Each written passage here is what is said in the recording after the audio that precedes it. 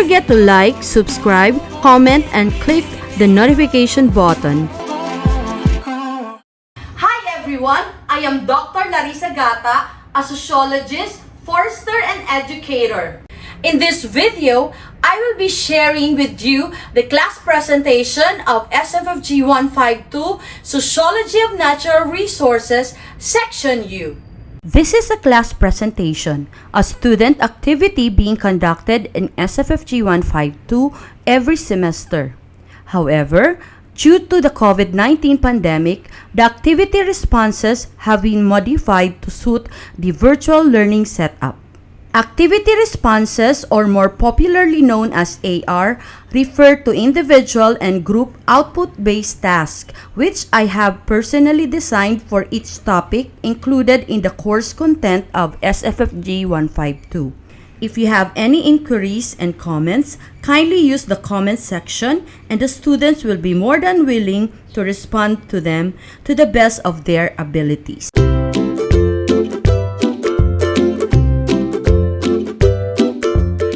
Good evening, everyone. Are you ready to unravel the mystery behind the sociology of natural resources? Let us welcome our beloved hosts for today, Mr. Justin and Miss Gab. Hello there to everyone who is watching here in Zoom and in YouTube. Family and friends, welcome to a journey to the parallel universe, the SFFG 152 Section U class presentation. All right, I hope you are just as excited as I am to witness the fruits of our hard work. I am ecstatic to be hosting tonight's culmination of SFFG 152. So if you guys are here with us, kindly send us some heart reactions here in Zoom or use the hashtag SFFG152U across the universe in the YouTube comment section. Oh, I can see some heart reactions and comments in the YouTube channel. Keep them coming. Our audience is indeed as excited. Now, to formally start our program, we encourage everyone to bow their heads and feel the love and presence of the Almighty God. This will be followed by the singing of the Philippine National Anthem. Let us bow our heads and put ourselves in the presence of the Lord. Dear Heavenly Father, we thank you for gathering all of us today. May you bestow your guidance and blessings so that we can enjoy and appreciate its significance in our lives. Bless everyone who are present here today, that each one of us may be able to share our knowledge, understanding, and wisdom for your glory and honor. May the various activities related to this event be a success through your intervention. We all ask of this in the mighty name of Jesus. Amen.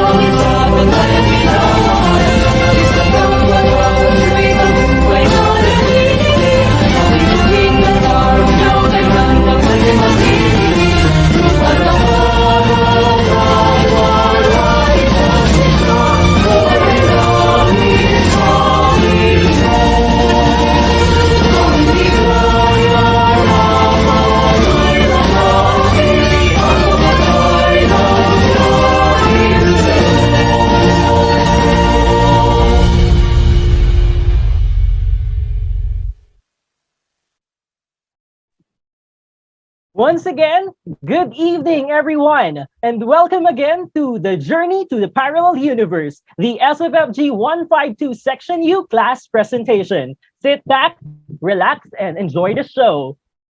With that, may we call on Ms. Joylyn, the president of the SFFG 152U, for her opening remarks. Greetings, everyone. I am Joylyn Liu, the class president of SFFG 152 Section U. I would like to extend a warm welcome to you all and a big thank you for taking the time to participate in our event tonight. This is the fruit of our hard labor for the past semester. My classmates and I believe that we are putting our best foot forward in this endeavor. We hope that our program today will enlighten and inspire you to explore the field of the sociology of natural resources. Thank you very much, Ms. Joy Yu. At this juncture, we would also like to acknowledge the presence of our dearest faculty in charge, Dr. Maria Larissa Lelupi Gata. Let us give her a big virtual round of applause. To our friends, families, and dear audience, we would like to extend our genuine gratitude for supporting us today. Again, to all those who are watching, please use the hashtag SFFG152U across the universe in your comments. Having said so, let us prepare ourselves to witness the beauty of the parallel universe through the lens of sociology of natural resources. Let us begin the journey in the world of stakeholder analysis. Behold, the presentation will now begin.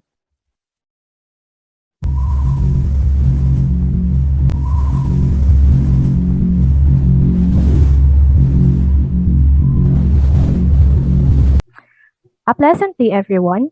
We are the representatives of Group 4 from Section U. We will present Activity Response 5, Stakeholder Analysis. Our focal site is Barangay Pansol in Calamba City, Laguna. Barangay Pansol is one of the 54 barangays of the city. It is considered as the resorts capital of the Philippines. It is a home to more than 500 resorts and is visited by thousands of tourists every year. This has a land area of 528 hectares, comprising 3.98% of the total land area of the city. For the analysis of stakeholders, the group listed a total of 50 stakeholders in Barangay Pansol, starting from the local government unit of the Calamba City up to the carriage firm. The resulted top 10 stakeholders in the area are the LGU of Calamba City, Sangguniang Barangay, local residents, Sangguniang Kabataan, Holy Trinity Parish Church, tricycle drivers, eatery owners and staff, street sweepers, rice farmers, and garbage collectors.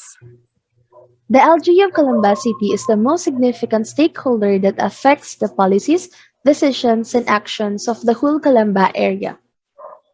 The strategies of LGU are mimicked by the Sangguniang Barangay in a specified manner. The local residents are considered primary actors of change in the community.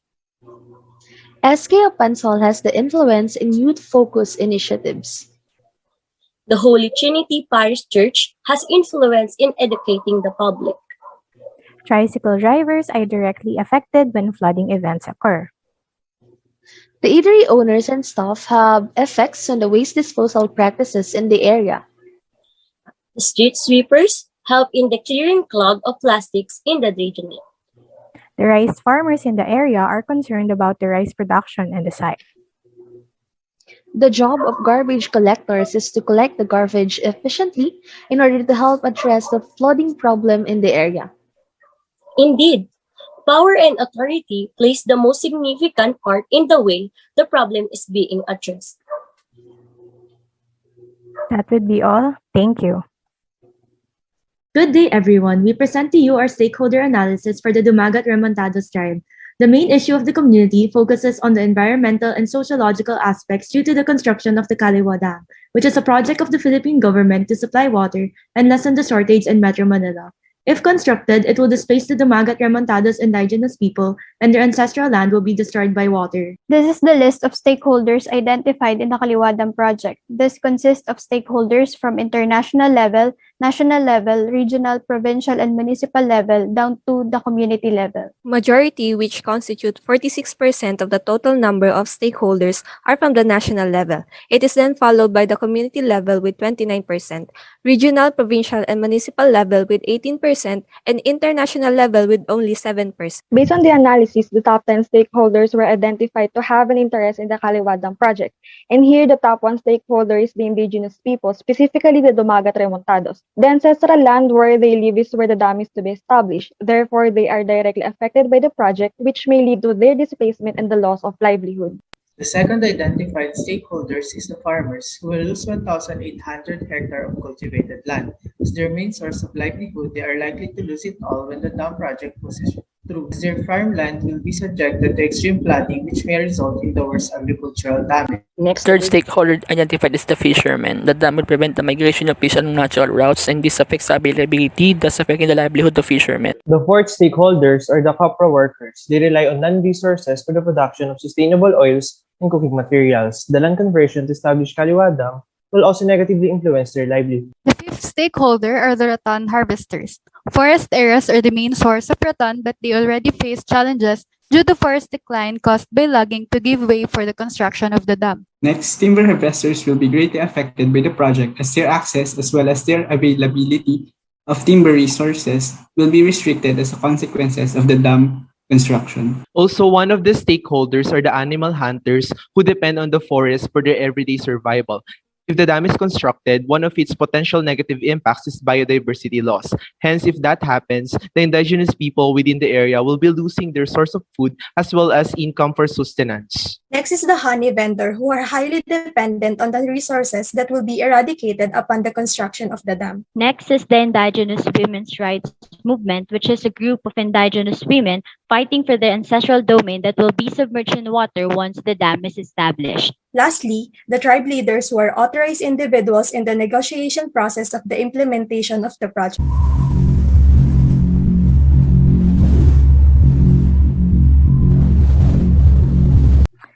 A pleasant day, everyone. We are the representatives of Group 4 from Section U. Wow! What a splendid and informative presentation. It really represents various communities and how interest and power influences political structure of sustainable forest management. Moving forward, let us navigate to another exciting world of media portrayal of the environment and natural resources. Introducing Activity Response 6. Good day, everyone. We are exposed to various media types that can influence our views and perspectives on a certain issue or event. Our presentation will examine various media and how they portray and represent environmental and natural resource issues. Starting with a poster entitled Wonderful with Beer by San Miguel Brewery Incorporated. The purpose of the poster was to showcase the product they were endorsing and promote the alcoholic beverage along with its various partner snacks. It is followed by an article featuring the oldest tattoo artist in Kalinga, Apo Wangwon. The main purpose of the article was to raise awareness and preserve the knowledge, history, and culture of Kalinga tattoos for future generations and individuals outside of Filipino culture. Moving forward, a FM radio program from Barangay Love Stories 97.1 entitled Pangarap, the Ori Story. It was aired to inspire people about life, love, and hope.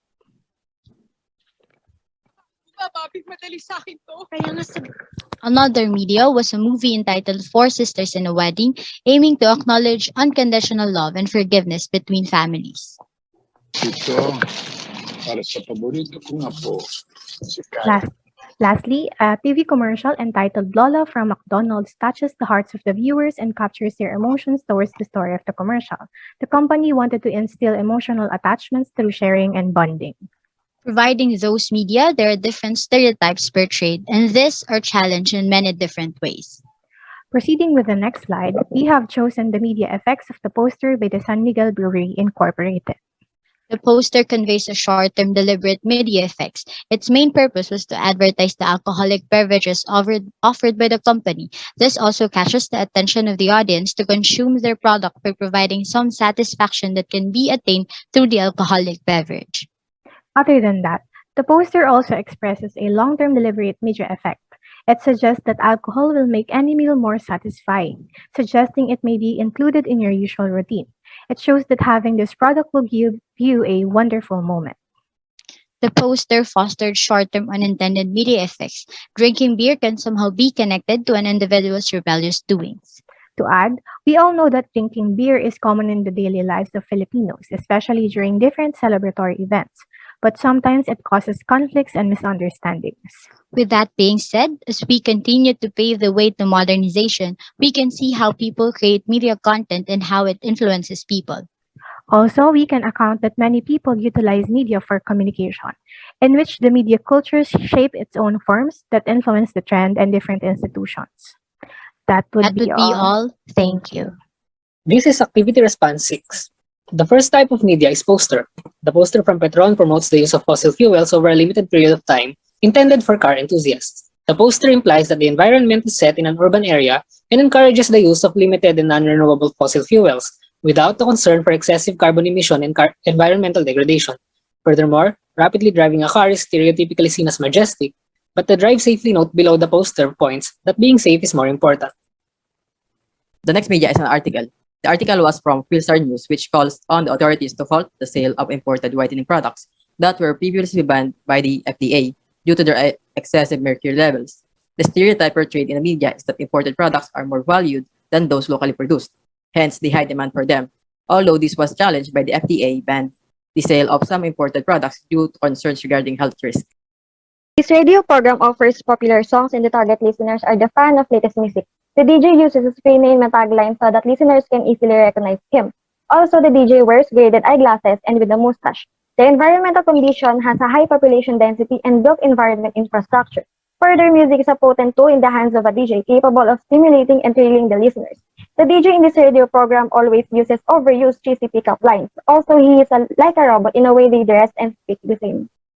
The next media is movie. Die Beautiful was made to show how a transgender woman is able to fulfill her dreams despite being challenged by society. With the crowd scene in the room, it just showed that discrimination against transgender people does not prevent them from showcasing their abilities. The stereotype that a transgender woman cannot be called mom was challenged by stating that being a mother isn't just determined by the ability to give birth. In this commercial by Shakey's Philippines, the guy insisted to pay for fast food, a norm and stereotype that dictates men should pay bills on dates. The main characters were the typical good-looking couple while their friends are chubby individuals, implying they are heavy eaters. The cheap cost of food implies that the resources are abundant, while the lavish eating also reflects how people utilize the provisions of nature to meet their needs and wants, while it challenges the stereotype that fast food is expensive. With regards to the Shakey's commercial media effects, it gives people who wish to eat at Shakey's restaurant the idea that it is not expensive to eat there. Also, consumers may develop the habit of having repeated group meals because the price contribution will be less compared to eating alone. In addition, a person may be abused within their circle by being obliged to treat them to eat, and it gives the impression that men should always treat their partners when going on dates. Thank you. Good evening. The print advertisement seen on the screen is from Coca-Cola Share a Coke campaign. It shows an opportunity for the consumer to express themselves with someone having the same or diverse cultural background or gender. The print ad shows that the environment still affects and serves as a factor in sharing their moments of happiness. The print ad challenged the stereotype by showing that whoever within your circle of influence can be someone to share an experience with. Inquirer.net published the article shown on screen. The article focuses on how video streaming platforms are among the most popular applications for Filipinos. Instead of experiencing the actual world, the author claims that children are more interested in exploring the digital world. The article debunked a common media stereotype by demonstrating that the impact of digital apps on younger generations can be controlled if children are appropriately supervised by screening the material they consume. Magbabayad silang lahat sa ginawa nila! Isinusumpa ko! Magbabayad sila! The group analyzed DZRH Radio's Gabi ng Lagim ang paghihiganti ni Cassandra for the radio program. The narrative revolves around Filipinos' belief in mythical creatures such as vampires in various parts of the country. The characters in the story show signs of being secured in the environment where they interact. There is a stereotype that men should always be the one to make the first move when courting a girl. However, this stereotype was challenged in the radio drama. There, buntis! Buntis who? Eh di si Emma! Balita ko may transfer student kayo. Gusto ko yung dating niya eh. In a religious academic institution where homosexual love and teenage pregnancy are prohibited, Billy and Emma are set to prove to people that not everything unconventional is a mistake. The environmental forces of nature have been the focal point of most romantic scenes in the film, which connotes that being one with nature gives satisfaction to a variety of individuals. The movie challenges the heteronormative stereotype that is often shown in media. Kaka-cellphone mo yan. Kaka-cellphone mo yan. Wow, barbecue! Kaka-cellphone ko to. New Mang Inasal Pork Barbecue. Lastly, the video played on the screen is from Mang Inasal's promotional video for their pork barbecue commercial. The sequence of the commercial shows the mother and son arguing about the latter's phone usage, which eventually ended in a positive note. Since their home environment was in an urbanized area, there is a presence of technological advancements as well as developments in other social dimensions. The son's use of cell phone was able to do good, which was to order tasty food from popular barbecue producer. The type A effect of Mang Inasal's commercial is that mobile phone usage allows consumers to explore, choose, and purchase products for immediate consumption. While the type B effect is that the use of smartphone or other sort of messaging device can assist you in efficiently accessing resources such as food. The type C effect is reflected in young people escaping boredom or stressful situations through cell phones. The type D effect, on the other hand, are people, specifically parents, associate the use of cell phones with everything, even those that are out of context. For instance, every terrible thing that happens, it is most often than not caused by using mobile phones. This article, published in Manila Standards, provides information on the membership revampment of the Supreme Court. While the environment was not directly discussed, the article still relates as the newly appointed officials influence the state of natural resources through effective law implementation. Out of the 19 officials mentioned, only 2 of them were female, thus reinforcing a stereotype about male dominance in politics. This was challenged when the male-dominated judiciary of associate judges was opposed by appointing a female as the 15th magistrate of the Supreme Court.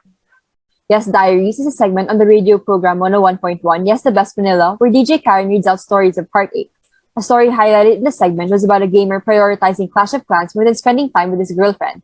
It underlined the stereotypes of gamers putting gaming over anything else, including their relationships. However, the stereotype about gamers being loners was challenged in the story as it showed that gamers can actually engage in romantic relationships.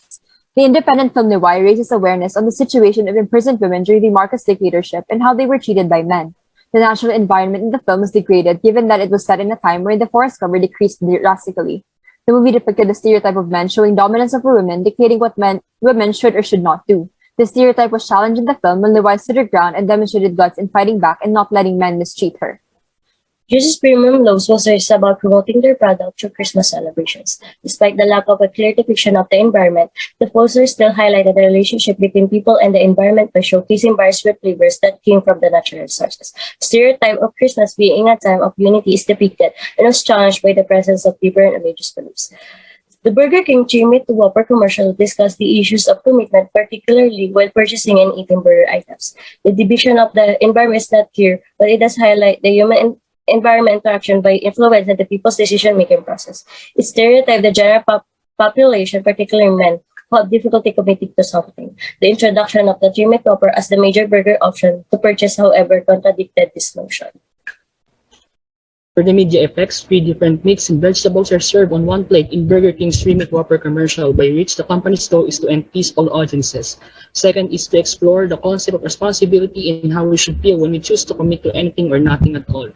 Third is the Burger King's 3-Meat Whopper commercial is one of the most popular in the United States, appealing to people's emotion and convincing them that they don't eat anything else. Lastly is the commercial's content supports the assumption that men have a hard time committing to relationships, and it also conflates the concept of picking food with choosing a spouse, reinforcing irrationality. For the conclusion, this activity highlights the influence of the media in crucial aspect of society, especially in the environment and natural resources, and it examines the stereotypes associated with various media types. That's all. Thank you. The environment depicted in the poster was in built-up areas in the Philippines with available PLDT fiber connections. The poster indirectly exhibited the social class stereotype wherein high-income people are expected to be the best target customers since they can afford the services offered. The newspaper article wanted to inform the public about the economic status and the problems that the new president will be facing. Although the main purpose of the article is to inform, the presence of gender stereotypes are available, wherein economists interviewed are mostly male with high position in their respective organization, while female interviewed is only one with lower position. The goal of the radio drama was to change people's perspectives on patriarchal norms within marriage and to recognize women's sacrifices even if they are seen as weak. It was also depicted here the use of sexist language and the objectification of women's bodies that encourages victim blaming and rape culture, resulting in a society that utterly disregards women's rights and protection. The movie title is General Luna. The environmental components presented in the clip are the built-up area because the cabinet meeting was held in a government institution in Bulacan and the woods as the raw materials of the furniture in the room. The identified stereotypes are the existence of traditional politicians, the divided government, the speakers of truth are often labeled as elitists, and bow ties as the dress of the elites. The Greenwich commercial, Di Mahal Tulad Mo, was set in a built-up area with a few fake and real plants in the home and street. Due to the sequencing of the story, it could be assumed that the area is accessible to transportation.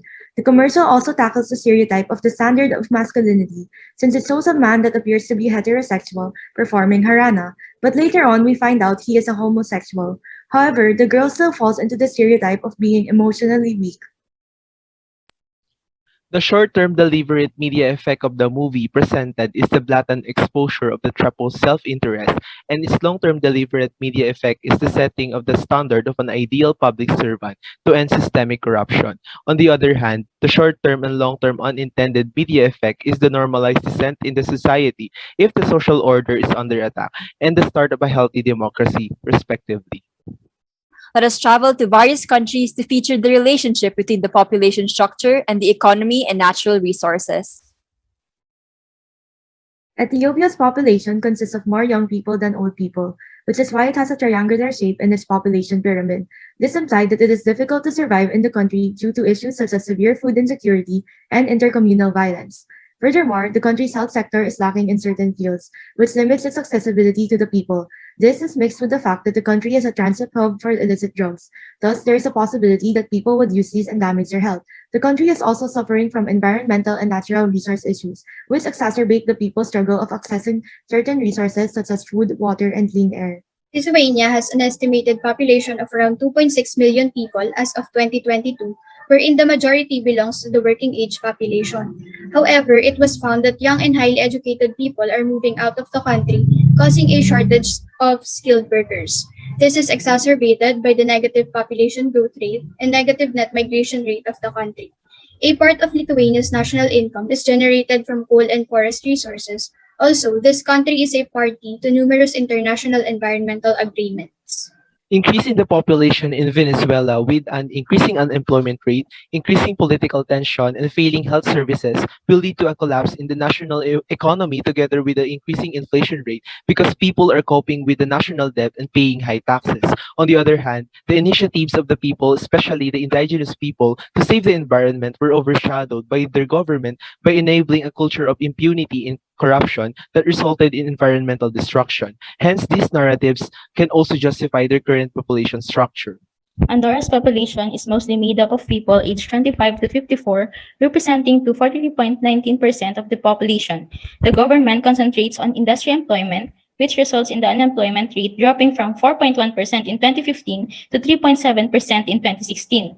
Deforestation, on the other hand, is a growing problem, resulting in habitat loss, decreased biodiversity, and soil erosion. This is due to their technological advancement, particularly in products commerce and the growing tourism industry. The national economy of Nicaragua is ranking poorest in Central America and second poorest in Western Hemisphere. This is due to the high unemployment rate a decade ago, which led to 24.9% of the country's population being below the poverty line and resulted in country's poor economy. On the other hand, the population of the country is increasing along with urbanization, resulting in environmental issues of deforestation, soil erosion, drought, and pollution. These figures show the different population pyramids of India, Ukraine, China, the United Arab Emirates, and Greece. The population pyramid of India shows that the age range of 25 to 29 has a large population, which means they belong to the labor force in the country. This implies several socioeconomic limitations and problems that will have an impact on the national economy. Further, with regards to the environmental issues in the country, since most are mature enough, they have the capability to strategize for mitigation of these issues, such as deforestation, water pollution, etc. Moreover, in the case of Ukraine, despite having a slightly higher unemployment rate in comparison to the other countries, they still have a low population below the poverty line, implying a good economic status. With regards to their environmental issues, their solution was to establish an international agreement for environmental stability and to conserve their natural resources over the years.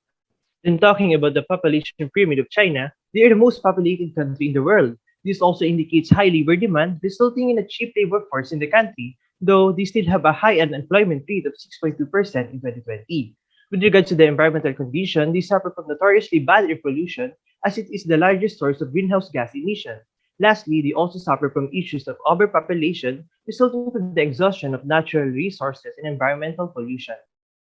Next is the United Arab Emirates, where the majority of the citizens are young professionals aged 25 to 54.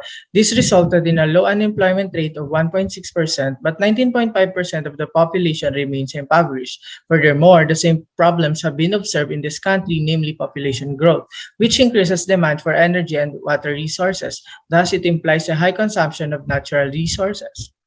Lastly, the population pyramid of Greece, they have shown a high unemployment rate of at most 19.34%, resulting from the economic failure. They were also able to increase it in 2019 due to the job opportunities provided by the tourism industry. They also recorded the highest rate of elderly dependency. Moving on to the environmental concern, air pollution is one of the most serious problems in the country caused by toxic gas emission and rapid urbanization. On behalf of Group 9, I'd like to welcome you today. I am Rustam Garcia, and I'll be presenting the activity response number 7, entitled Population Dynamics and Resource Use. For this presentation, we gathered the population pyramid of Germany, Mexico, New Zealand, South Africa, and lastly South Korea from the CIA website. Let us start with Germany. Germany has a total population of 84,316,622 and is ranked 18th in the world and the most populous country in Europe. The majority of its population were female. For this age structure, it is notably visible that age ranges from 25 to 54 years old, which corresponds to a percentage of 38.58 of the total population. The next on the list is Mexico, with a population of 129,150,971 and ranked 10th in the world. Based on the pyramid, a huge portion of its population were the young people, and it seems like the trend of the population for this age structure, especially in the case of the male, is consistent, and the majority of people's age structure ranges also from 25 to 54 years old. Thirdly, New Zealand, the land of the long white cloud, and has a total population of only 5,053,004, ranked 125th in the world, where the majority are female. Also, 39.98% of the total population belongs to the age structure of 25 to 54 years old. The trend for both male and females ages from 0 to 54 years old is almost the same, and the population decreases gradually towards the higher age range. And now let's go to the land of opportunity, South Africa. This country has a total population of 57,516,665, with a significant similarities of the population pyramid in both males and females. The age structure, which has the huge portion of the population, is also ranges from 25 to 54 years old. Lastly, South Korea, with a population of 51,844,834 and ranked 28 in the world. The same with others, female population is higher than male, and the age structure with most number of people is ages from 25 to 54 as well. There is also an increase in the percentage of people are in younger age groups, indicating high birth rates and high fertility rates. These population pyramids depict a steady population that will not fluctuate considerably with fertility or death rates shift dramatically. Again, thank you and have a great day. Good evening, everyone. This is AR7. Starting with Ghana, the equilateral shape of the population pyramid of Ghana is a common trend in developing countries. This shape implies that there is a relatively high youth dependency ratio, while very low elderly dependency ratio. Ghana's economy is persistently striving to boost its economy with the aid of solid governance, and since the majority of Ghana's land is intended for agricultural use, the people utilize its land while maximizing its potential. In analysis of the relationship between the people and society dimensions to the national economy, Bhutan has a low unemployment rate because the prime working age group dominates the population, and there is a low dependence ratio, meaning there are enough individuals working to support the dependent population. Whereas on the analysis of the relationship between the people and society dimensions to the environmental and natural resources issues in the country, Bhutan's issues are minor relative to the government's goal to conserve the country's nature and cultural tradition. Barbados is composed mainly of the working class that contribute highly to their total GDP. Also, the high income per capita can address the high dependency ratio. They benefit mainly from agriculture and tourism, although the environmental issues experienced by the country can be attributed to its lack of waste management as well as their agricultural practices that result in soil erosion and degraded water quality. For Bahrain, the population pyramid of the country shows that it is composed of the prime working age groups. Its economy mainly depends on natural resource extraction, specifically oil and natural gas. Accordingly, the unemployment rate of the country is low, which means Bahrain's workforce age group is very active. Environmental and natural issues of the country resulted from the economic activities of the people. Primarily, oil spills and effects of extraction process had mainly been attributed as causes of the environmental degradation. Even though Bosnia and Herzegovina is composed mostly of prime working group, the economy continues to face a high unemployment rate. This is mainly because job opportunities are insufficient. Environmental and natural resource difficulties, on the other hand, develop when there is a high population but insufficient opportunities. Consider the deforestation in Bosnia and Herzegovina. People resort to exploiting natural resources to sustain themselves and those who are economically dependent. Thank you. Good day, everyone. The increasing population density, especially in upland communities, imposes concerns about forest degradation. Let us have a comparative analysis of different countries exhibiting different population pyramids and linking these demographic profiles to the status of the environment and natural resources of each country. Starting with Qatar, the population of the country is more than 2.5 million as of the present year, and out of this, there were no recorded population below the poverty line. It can be discussed through the investigation of the dependency rate, unemployment rate, and literacy rate. The land area in Qatar has 0% forest area. Therefore, the environment affects the economy. For economic growth, they mainly rely on industry and services. In the case of Palau, there are few people present in the country. In consonance with its small area, it has a 1,519-kilometer coastline along which the people are familiar with having an island topography. Evidently, environmental issues would stem from these available natural resources.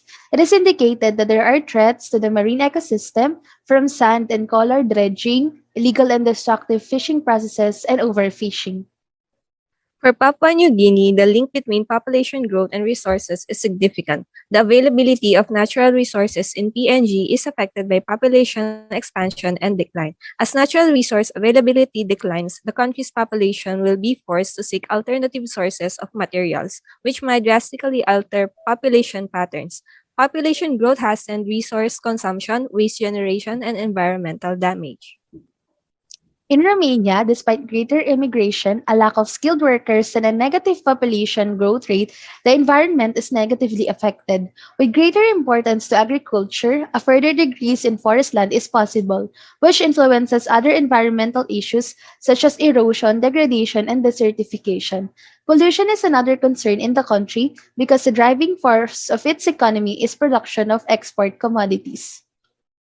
Lastly, the country people of Congo are acquainted with the rich and abundant natural resources. Conversely, the urban population mostly dominated the total population of Congo, and this paved the way for the occurrence of air pollution from various vehicle emissions. Unsustainable extraction and usage of oil and gas, deforestation, and wildlife protection issues are the concerns of the country. In conclusion, these mentioned countries show a significant relationship of people dimension to the utilization of forests and environmental natural resources. Ethiopia's population consists of All right, that was a fascinating experience. But before we move on to the next presentation, I would like to ask Ms. Gab, what is your perception on how society views the role of women in the conservation of the environment and natural resources?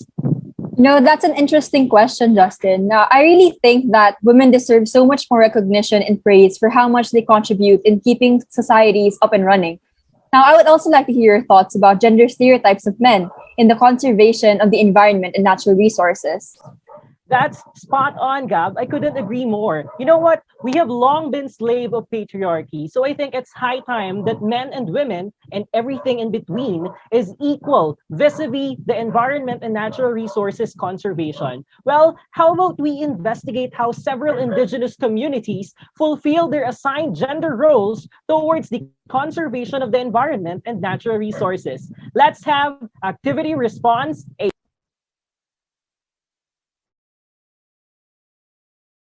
Natural resource conservation is the act of protecting the environment through resource conservation for the betterment of the present and future generations.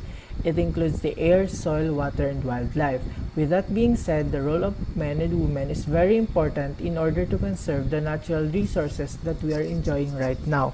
The topic of gender roles has been widely used to analyze the roles of men and women in the conservation of our natural resources for the benefit of present and future generations.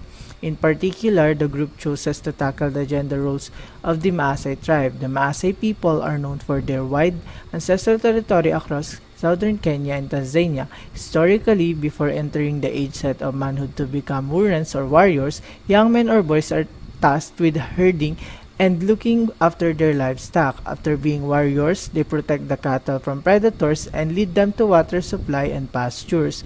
With the shifting of the season, the flocks migrate to new regions, allowing the pasture to regrow. Warriors are also hailed as community protectors since they defend the community from threats, gather livestock through raiding, master the art of governance, and assist with grazing. On the other hand, the role of women in the Maasai tribe in society is mainly for domestic work. These are cooking, laundry work, first aid, nutrition, childbearing, the environment, agriculture, self-discipline, and respect. Moreover, men are basically assigned leadership roles in their tribe. From this, we can infer that the decision-making process are mostly decided by men, while women's role in natural resources is the actions to be taken for their protection and conservation given that the agricultural and environmental work are assigned to them. Kalinga is a province within the Cordillera Administrative Region in Luzon, Philippines. The area possesses rich cultural traditions and they have vocal expressions of music, dance, and work. Kalinga is well known for the ancient method of batok or hand-top tattoo, in which several tourists and enthusiasts flock to the province just to experience this one-of-a-kind heritage. Kalinga is also famous for its traditional farming of rice and coffee.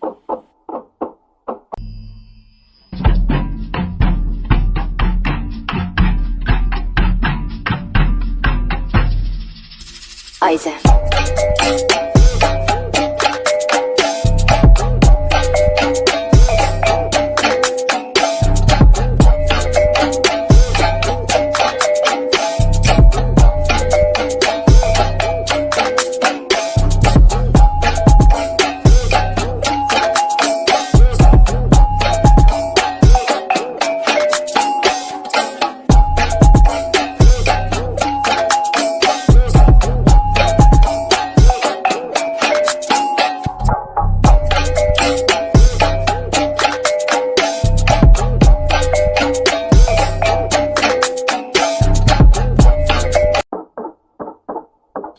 There are rice terraces to be found in Kalinga province.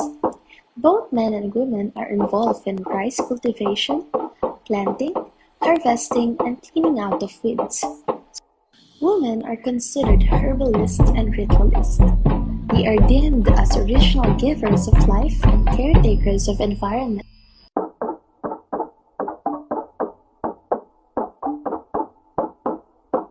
In Kalinga, the decision-making process in community-based forest program and other reforestation initiatives are participated by mostly male members of the community. It is considered improper from their cultural perspective that women will attend meetings where the male presence is predominant. That marks the end of our presentation in terms of the role of Kalinga men and women in rice cultivation, of being herbalist or ritualist, and the participation in decision making. We hope that you have learned something from us. Bye! Throughout time, people continue to evolve and change due to a number of factors. It could be observed that as people develop, culture changes along with them. However, there are some aspects in culture, such as gender roles, that are not easily changed.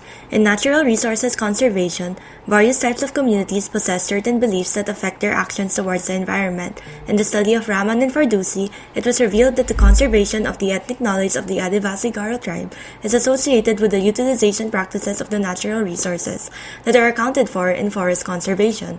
Hence, the Adivasi Garo tribe has an innate relationship with the environment, especially the natural resources, considering their ethnic knowledge, which resulted in strong resource conservation. The role of men in the activities in the community was grounded on the discourse of masculinity, strength, and courage. Majority of their tasks were considered inappropriate for women due to their notion of being hard tasks. This indicates that men were the ones that did the plow cultivation, which is a practice that enhances the soil productivity of the land area. Another role of men is the establishment of woodlot plantations, which is a forest that is capable of small-scale production to generate forest products. They are also assigned to hunt animals and fish for their food consumption, which is considered as their major job in the community.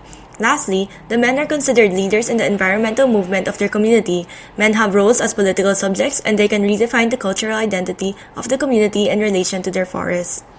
The significant roles of women of Adivasi Garo tribe are jhum cultivation, fuel wood, and vegetable collection. Specifically, during fuel collection, these women would place the fuel woods on top of their heads so that they can gossip as they follow the forest trails, which they claimed as a form of relaxation. Other forest resource management practices of women in the tribe are sowing or preserving seeds, weeding, cutting dead branches, and safeguarding the field during the daytime. The women of the tribe are also involved in the participatory agroforestry and conservation of homestead forests. Even though they use the forest for various purposes, they still protect the forest because they are thinking about their family's basic needs, as well as filling their role as the provider of household sustenance. Thus, the lens of feminist political ecology explores the gender-based resistance, particularly women, that resulted in the rejuvenation of their communal identity and forest conservation. Good evening. Hailing from the mountainous areas of Thailand, this is the tribe of Karen, the largest indigenous community in Thailand. In natural resource management, men and women of Karen are considered partners, as a greater role of men outside their homes is predetermined by women in their households. Irish Valerie Hikalea is portraying a male individual in the Karen tribe. She is wearing a turban in the color red, which is a traditional color worn by Karen men, and a traditionally weaved tunic made by the women of Karen. Also, she is playing the flute, which is commonly used in celebrations where men are honored in the home for doing outdoor work such as hunting, cultivation, and maintenance. Hence, their clothing is gifted by the women in the tribe. Moving on, Garioka is dressed as a woman of Karen. The Karen culture is considered a matriarchal society, and the head of the clan is always a woman. Thus, in the decision-making process, women's voice is always vital. For this reason, Gary is wearing a clothing that represents the well-respected females of the tribe. A special turban, white tunic dress traditionally worn by unmarried females, and the prestigious neck rings. In Karen culture, the more neck rings a woman carries on her neck, the more beautiful she is. Above and beyond, female clothing is more decorative, owing to women's importance to the tribe. Once again, the Karen tribe of Thailand.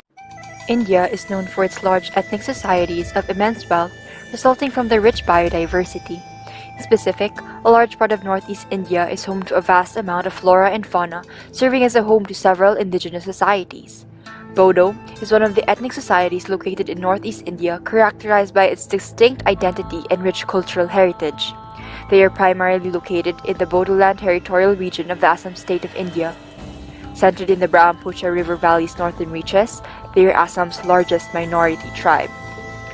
Equipped with their indigenous knowledge that was tested through time, the Bodos contribute to the conservation of the environment by optimally and sustainably managing what natural resources are available to them, as their cultural practices influence them to safeguard both floral and faunal biodiversity. For instance, their cultivation of agricultural crops yield higher quality produce. Their practice of kitchen gardens, which act as small laboratories for examining different plants and wildlife species, allow them to have more options and possibilities in terms of consumption while broadening their knowledge on biodiversity. Their religious beliefs also contribute to the protection of some species which they consider sacred, as they practice devotional songs and dances and perform in ceremonies or special worship. Despite being considered a patriarchal social structure, the Bodos allow women to actively participate in various fields. In fact, the role of women is critical that the society would not work without their active participation. For most, Bodo women are expected to do household chores such as food preparation, firewood collection, vegetable gathering, and weaving, all of which allow Bodo families to function as a unit. Thus, women in their tribe are not looked down on but seen as equals among men. There is no specific job distribution based on gender among them. The Bodo male and female are proficient in agricultural, home, and animal husbandry activities. However, males are often responsible for animal care while females are responsible for looking after their children. Conversely, if the man is not available, the female can handle the animals and the male can undertake the home chores. There is no societal stigma attached to the fact that only women or men are capable of performing certain tasks. Bodo women are not marginalized nor abused despite being in a patriarchal social system. The active participation of the Bodo women in society is a display of their talent, ability, and great value to the community which allows them to keep their society alive. The Philippines is composed of various ethnic groups, including the Dumagat tribe, who live in a remote mountainous region on the northern island of Luzon. The term Dumagat originated from the term Tagadagat, which means living near the sea or sea gypsies. Both men and women of Dumagat wear red clothing which are dyed using the sap from a local tree called polok-polok. They consider red as the prettiest color, and for them wearing it means that they are part of what makes the mountain beautiful. Their jewelry is made from the seeds of a local plant called tigbi. Their headdress symbolizes a crown of goodwill which they offer to their guests. Their strong connection to their environment is highly expressed in their traditional clothing and practices. The men and women of Dumagat have different roles in natural resource management. The women of Dumagat contribute to the preservation of the environment by practicing intercropping which rejuvenates the soil and improves the fertility of the cultivated areas. While women of Dumagat are taking care of the farm and their children, the men of Dumagat hunt for food and occasionally for their rituals. They practice discriminate hunting wherein they only catch selected animals within the designated hunting areas.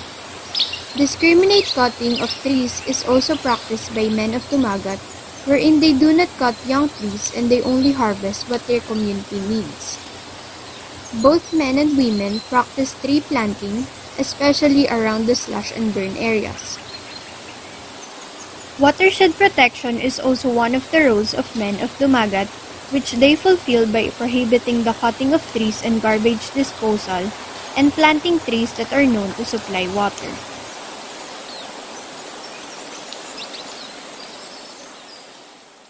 Good day everyone, we present to you the gender roles of the Kalanguya tribe in forest conservation. As an overview, the Kalanguya or Ikalahan tribe are indigenous people in northern Luzon. They are migrants from Ifugao and Mountain Province and have settled in nearby provinces, one of which is Nueva Ecija, where the municipality of Caranglan was reported to have the highest number of Kalanguya families. As a community living within and near the forest, the Kalanguya tribe keeps and continuously performs their indigenous practices for forest preservation, and one of the remarkable features of the tribe is that women are recognized to contribute to forest conservation. For their traditional clothing, the men are bare-chested, while for the bottom they wear G-strings with checkered or striped patterns. They also carry backpacks made with deer hide material. They wear traditional clothing during festivals and cultural dance performances. For the women, they wear cotton blouses and hand-woven wraparound skirts with various color combinations. Similar to men, the women also wear their traditional clothing during special events.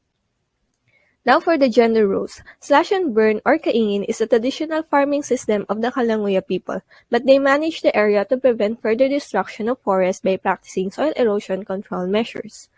The men prepare the slash and burn areas and establish structures to prevent soil erosion, while the women are in charge of planting crops and deciding which crop is to be planted to retain soil nutrients. Common crops cultivated by the tribe includes rice, corn, onions, and other root crops and vegetables.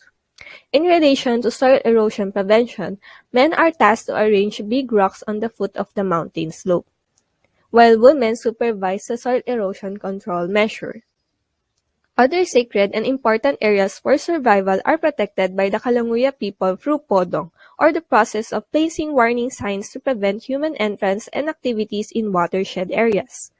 The women supervise and protect areas attributed to podong, while the men are assigned to impose customary consequences on those who violate the podong. With that, we saw how men and women of the Kalanguya tribe contribute to the protection and conservation of natural resources. Thank you all for listening.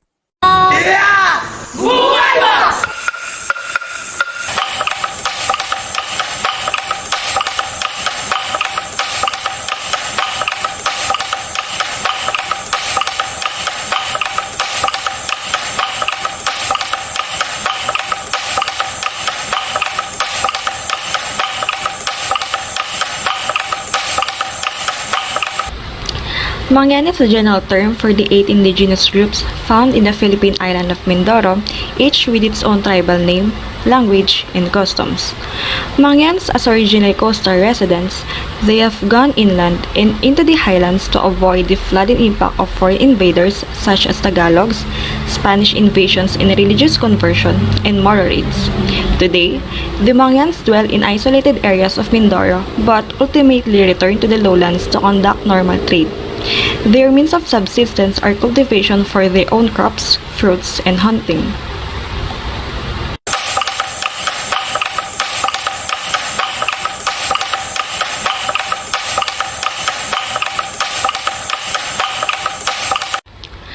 There are various roles of Mangyan men and women with regards to the management of natural resources. The men hunted monkeys, deer, tamaraw, and mainly the wild pigs during the dry season and used traps during the rainy season. While the men collected honey and beeswax, the women harvested vegetable crops. Because of their fear of the labang, or which means animals or evil spirits who protect the forests, these were done in small groups.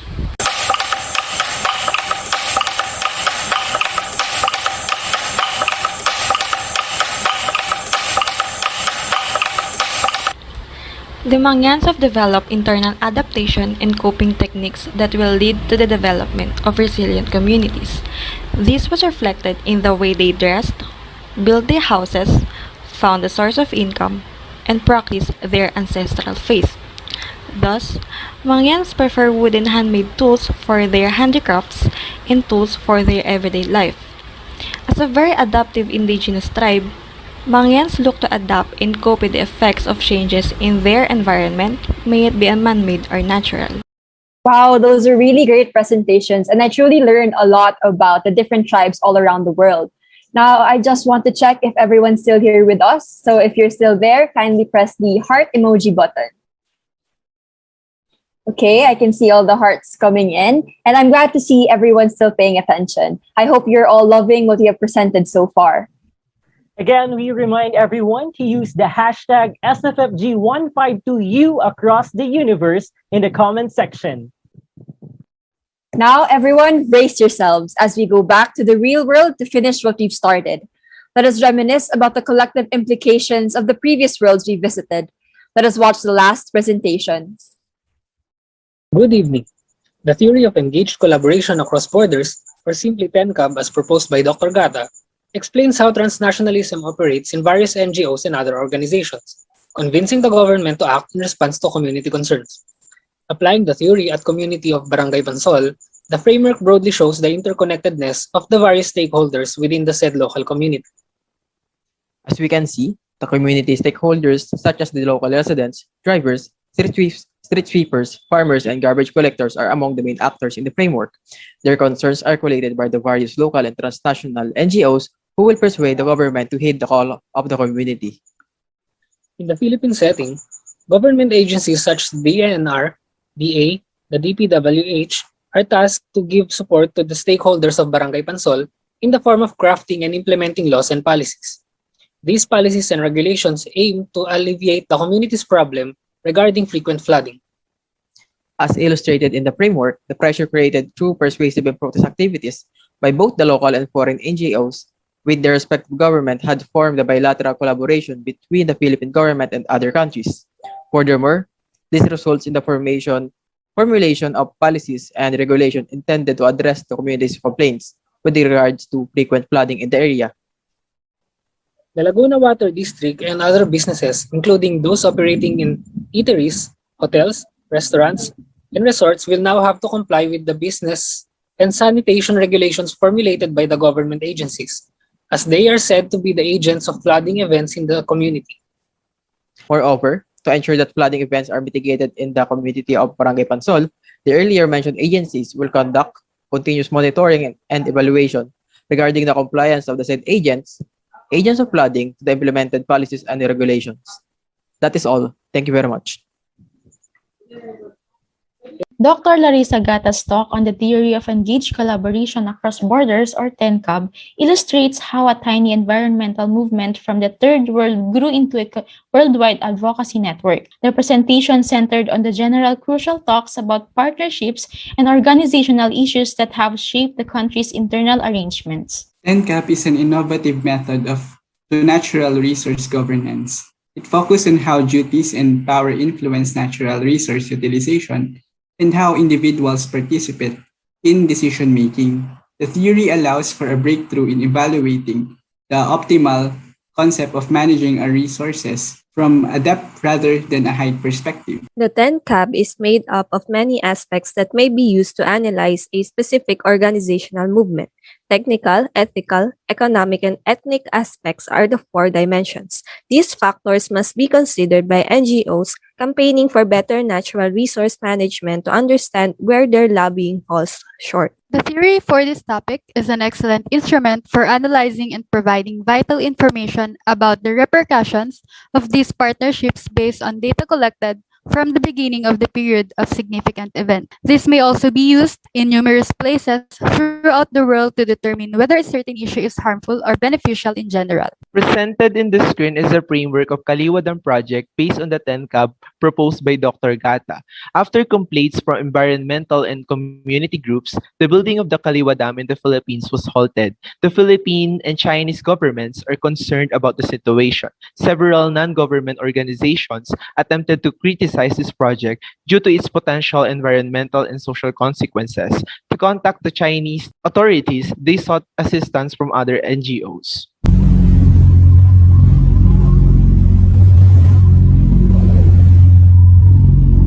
Oh my God, I have no words. What a comprehensive discussion on Dr. Gata's theory of engaged collaboration across borders. Big round of applause for everyone. Now, knowing those things, you are the catalyst of change to push for progressive and sustainable forest management for a common good. Will you be the voice for the voiceless and uphold the sociological principle? Once again, let me echo Gab's question. Will you be the voice for the voiceless? At this point, to conclude our program, let us sing the UP Naming Mahal.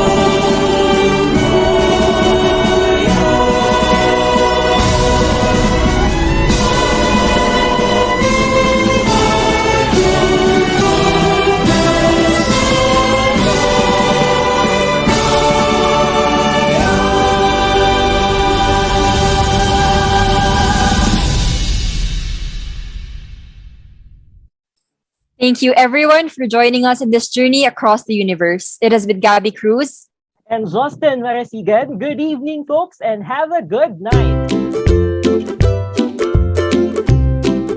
I hope you enjoyed watching the video. Please don't forget to subscribe, like and comment, and ring the notification bell. I'll see you in the next video. Bye!